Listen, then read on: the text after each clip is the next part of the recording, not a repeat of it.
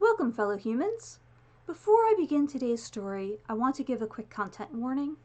If you have emetophobia, you might want to stop watching this video right now. And even if you don't, if, like me, you like to watch YouTube videos while eating breakfast or something similar, this might not be the best choice of video. Today's story is a little bit gross, so be warned about that. Because today I'm going to tell the story of the first time that I can remember throwing up, and what I learned from it, because it was a really educational experience for me. The story begins shortly after I had gone to bed. I was about 3 years old at the time, and I was in my bed at night, and I didn't know exactly what was happening. I felt a little bit weird, and then I was throwing up, directly in front of me, on my bed. This created a problem that at that age I had no way to deal with on my own. So there was no way I was going to go back to bed like that. I went to fetch one of my older sisters. I'm part of a large family, and my sisters are the oldest of my siblings.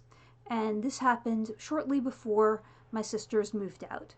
So I don't remember which sister I went to fetch, but I went and got an older sister, and she came and saw the problem.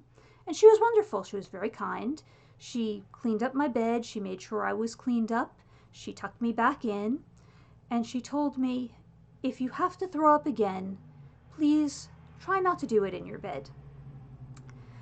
At this point in my life, and shortly after this point in the story, I would soon learn that this was a bad instruction.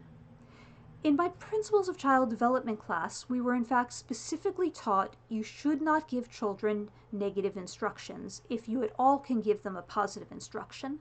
In other words, instead of saying, don't color on the walls, you say, we only color on the paper. The problem with the negative instruction is that the brain has to first process the idea of the positive thing, color on the walls, and then apply the negation, don't. And that can be really difficult for a very young child to do. However, that turned out not to be my problem. I could apply the negation just fine at age 3. I had the other problem. For a little bit after I had thrown up for the first time, I found myself feeling like I was about to throw up again for the second time. And I had been told, try not to do it in the bed. So I had a brief moment where I went, okay, but where should I throw up? And I had absolutely no idea of where I should try to throw up. But not in the bed. There was no way I was going to throw up in the bed again and then fetch my sister after she had specifically told me, don't throw up in the bed. So I leaned over my bed and threw up onto my carpeted floor.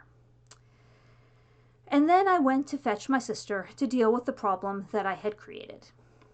At this point, I always feel really bad for my sister. And I want to say that I have apologized to both of them, even though I don't recall which sister it actually was. And neither of them remembers either. So this was not a memorable enough bad night for it to make a lasting impression.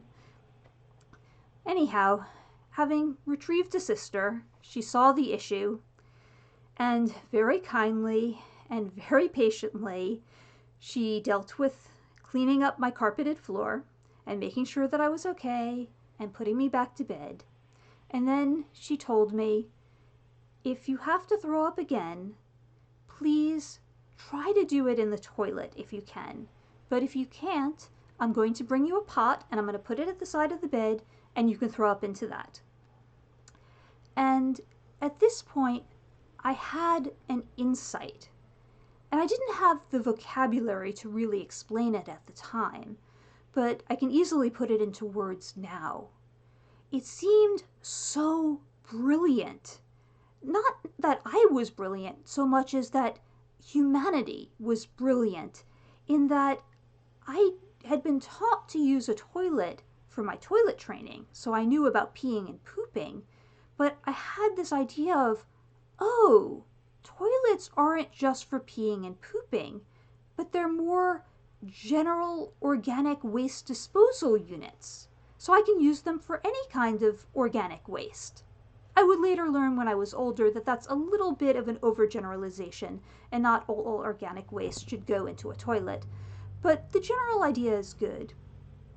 I also find it really interesting the way a child's brain can both undergeneralize and overgeneralize, because I had not thought to use a toilet because I had only been taught to use a toilet for peeing and pooping. It never occurred to me I could use it for other things, and if I had had this ability to think a little bit more broadly at that age, then my sister might have been spared a little bit of this cleaning up. But you also don't want a kid to overgeneralize, because if a kid goes, oh, a toilet is a general way to dispose of waste, then you're quickly going to have a clogged toilet. So I think it's really difficult for children to know what the right level is, because it really does take a lot of life experience, even though it seems so obvious as adults when you look at these things, because we have that basic life experience. Anyway, I really do feel sorry for my sister, but I will say that from then on, I always tried to use a toilet if I could, and on the few incidents in my life in the future when I was not able to do so, it still did not lead to my sister having to clean up after me.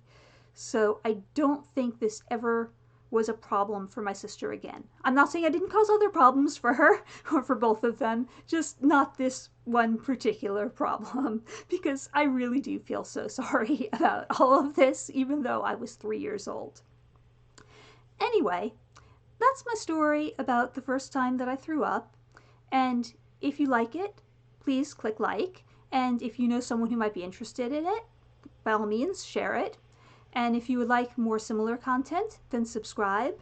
And most of all, if you have any similar stories or thoughts or questions, I would love to read your comments. Thank you.